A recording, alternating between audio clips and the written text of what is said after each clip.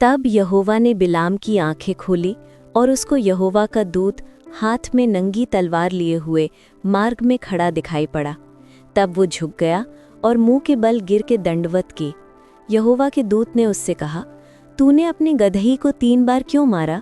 सुन, तेरा विरोध करने को मैं ही आया हूँ, इसलिए कि तू मेरे सामने उल्टी चाल चलता है, और ये गदही मुझे देखकर मेरे सामने से 3 बार हट गई। यदि वो मेरे सामने से न हट जाती तो निस्संदेह मैं अब तक तुझे तो मार ही डालता, परंतु उसको जीवित छोड़ देता।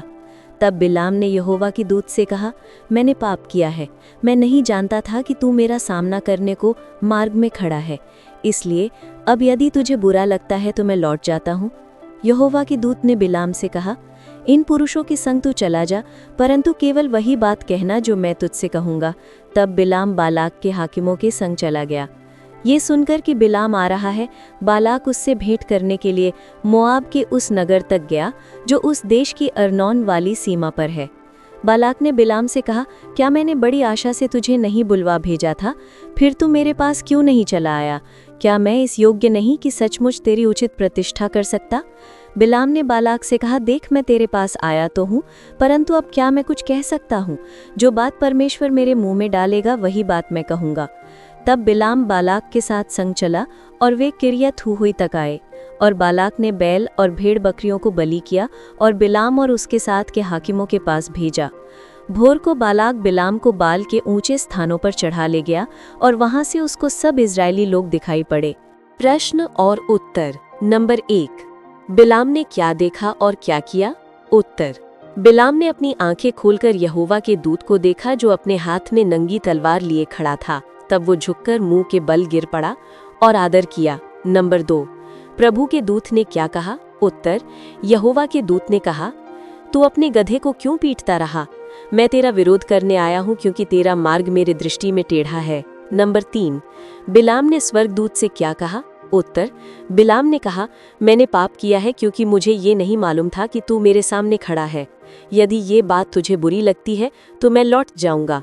नंबर 4, बिलाम से क्या करने को बताया गया? उत्तर, प्रभु के दूत ने कहा, तू उन लोगों के साथ जा, परंतु जो कुछ मैं तुझसे कहूँ वही तू कहना। नंबर 5, बिलाम कहाँ गया, उसका स्वागत करने कौन गया और मोआब के राजा ने क्या कहा? उत्तर, बिलाम बलाक के पास गया। बलाक ने उसके आने पर उसका स्वागत किया और कहा, मैंने तुझे बुलाने के लिए बहुत लोगों को भेजा था, तू क्यों नहीं आया? क्या मैं तुझे आदर नहीं दे सकता था?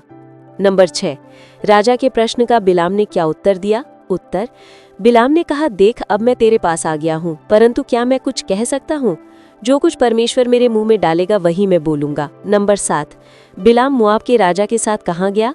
उत्तर, बिलाम बलाक के साथ किरियात हुजूद गया। नंबर 8, राजा ने वहाँ क्या किया? उत्तर, बलाक ने गाय बैल और भेड़ बकरियां बलिदान किए और बिलाम तथा अपने अधिकारियों को भेंट दी। नंबर 9, अगले दिन राजा ने बिलाम को कहाँ ले गया था? उसने क्या देखा? उत्तर, अगले दिन बलाक बिलाम को बामोत बाल ले गया जहां से वो इसराइलियों के कुछ भाग को देख सका। सीख, ईश्वर के आदेश का पालन सर्वोपरि है। चाहे दुनिया कुछ भी कहे, हमें वही करना चाहिए जो परमेश्वर हमें कहे। नंबर 2, अंधाधुंध क्रोध से नुकसान होता है। बिलाम ने अपने गधे पर गुस्सा किया, लेकिन बाद में समझ आया कि गलती उसकी थी। नंबर 3, ईश्वर की आत्मा मार्गदर्शन देती है। जब हम भटकते हैं तो परमेश्वर हमें रोकने के रूप में चेतावनी देता है। नंबर 4, सच्ची आज्ञाकारिता बोलने और करने दोनों में चाहिए। बिलाम को कहा गया कि वो केवल वही बोले जो ईश्वर बताए, यानी अपनी इच्छा नहीं, परमेश्वर की इच्छा को मानना। नंबर 5, परमेश्वर अपने उद्देश्य पूरे करता है। चाहे शत्रु शाप देने बुलाए, परमेश्वर उसी को आशीष के लिए प्रयोग कर सकता है। आत्मिक बनन, क्या मैं अपने जीवन में निर्णय लेते समय परमेश्वर की आज्ञा मानता हूँ या अपने मन की करता हूँ? क्या मैंने कभी किसी निर्दोष व्यक्ति या परिस्थिति पर बिना समझे गुस्सा किया है, जैसे बिलाम ने गधे पर? क्या मैं केवल वही बोलने और करने के लिए तैयार हूँ जो परमेश्वर चाहता है?